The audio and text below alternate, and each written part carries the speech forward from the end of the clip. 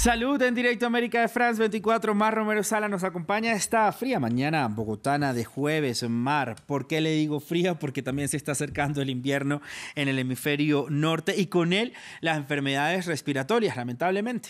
Sí, lamentablemente, Raúl, aunque aquí en Bogotá sabemos que el invierno es bastante permanente. Todo el año casi. Sí, como decías, ¿no? Y del frío que viene, pues viene de la mano de muchas infecciones respiratorias, enfermedades, no solo el COVID-19, también otras. Y de hecho algunos ya lo están bautizando como tripledemia, una pandemia triple. Realmente se nos da bien encontrar nombres bien alarmantes para este tipo de cosas. Pero para precisamente entender los detalles y quizás no asustarnos tanto, estamos con Carlos Eduardo Pérez, médico infectólogo de la Universidad Nacional de Colombia. Doctor, muchas gracias por acompañarnos en esta mañana de jueves. Cuéntenos, ¿a qué se refiere específicamente este término de tripledemia? Hola, Mar, buenos días. Una de las cosas que, digamos que ese concepto es mucho más para entender que son 3 enfermedades respiratorias, pero no son 3 pandemias.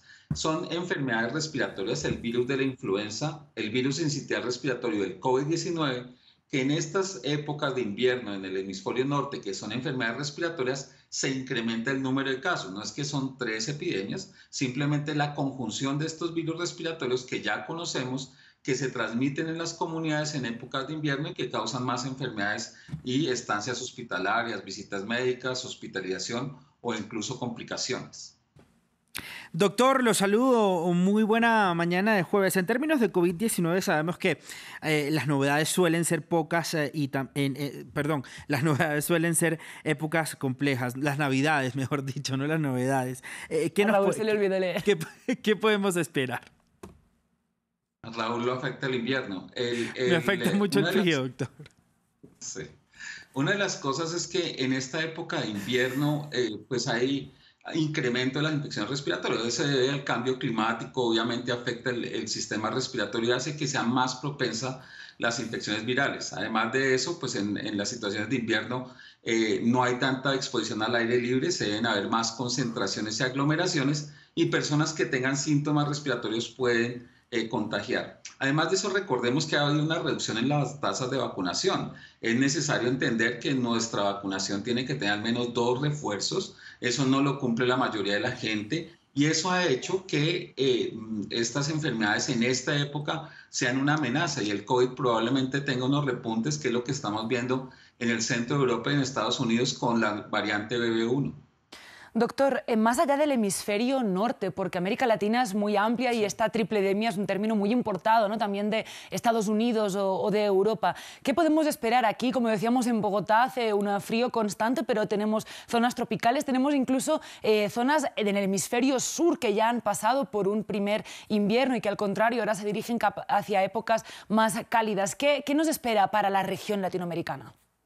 En la región es muy importante determinar que nosotros no nos guiamos por estaciones, pero sí por los periodos de lluvias. Y son muy importantes los periodos de lluvias que llevan a incrementos que llamamos picos respiratorios, que generalmente son 2 veces al año. Hemos visto en toda la región este incremento del fenómeno atmosférico mal llamado de la Niña, que es un incremento de las lluvias, en donde estos picos respiratorios han llevado a colapsos a varios países hospitalarios en varios sitios de la región. Es decir, que estas enfermedades respiratorias en las épocas de lluvia también son un problema para el cono sur, muy importante, que requieren toda la atención de las medidas de salud y sobre todo vacunar de lo que tenemos vacuna. Tenemos vacuna de COVID, tenemos vacuna de influenza. Hay muy buenas noticias porque ya hay una vacuna que está cerca de probar de virus sincitial respiratorio. Entonces tenemos que actuar y sobre todo vacunar de lo que tenemos para prevenir esas infecciones en la región.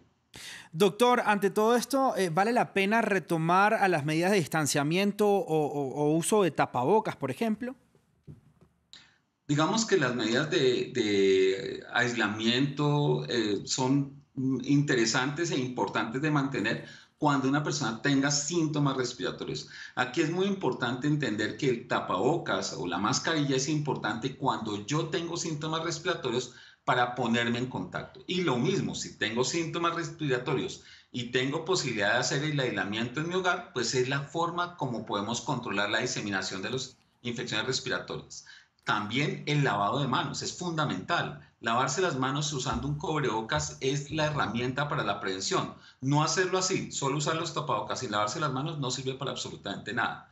Pero digamos que situaciones de confinamiento, como vimos hace un par de años, no va a suceder, porque ya tenemos vacunas. Un mensaje, Raúl y Mar, es que tenemos que vacunarnos contra influenza, que hay vacuna disponible, contra COVID, que necesitamos un refuerzo, y esperemos que en un próximos años podamos vacunarnos para virus sincitial respiratorio. Claro, no, definitivamente hemos aprendido mucho de la pandemia de COVID-19 y esos aprendizajes, más allá de los aislamientos o las cuarentenas, los podemos traer al resto de enfermedades. Queríamos hacerle una última pregunta y es que a veces las gripes, el resfriado, lo tenemos asociado a algo que es poco grave, ¿no? Enfermedades leves. Sin embargo, sobre los sistemas de salud o sobre grupos determinados de población, ¿realmente hay riesgos más grandes?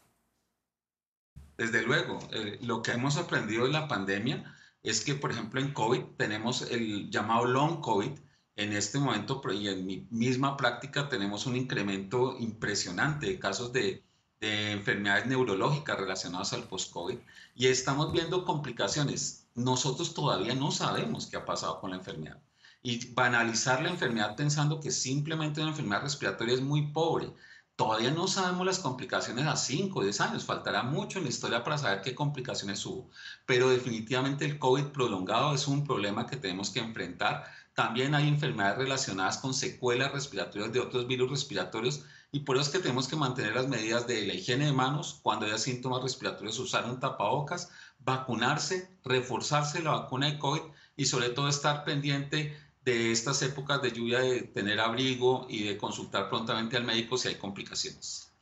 Doctor, como siempre, muchísimas gracias por su información y todas estas recomendaciones de cara al invierno, ¿no? El hemisferio norte y también los inviernos que nosotros podemos tener aquí en el sur. Mar, como siempre, también muchísimas gracias por toda la información, por acompañarnos siempre en temas de salud. Nos vemos mañana, Raúl.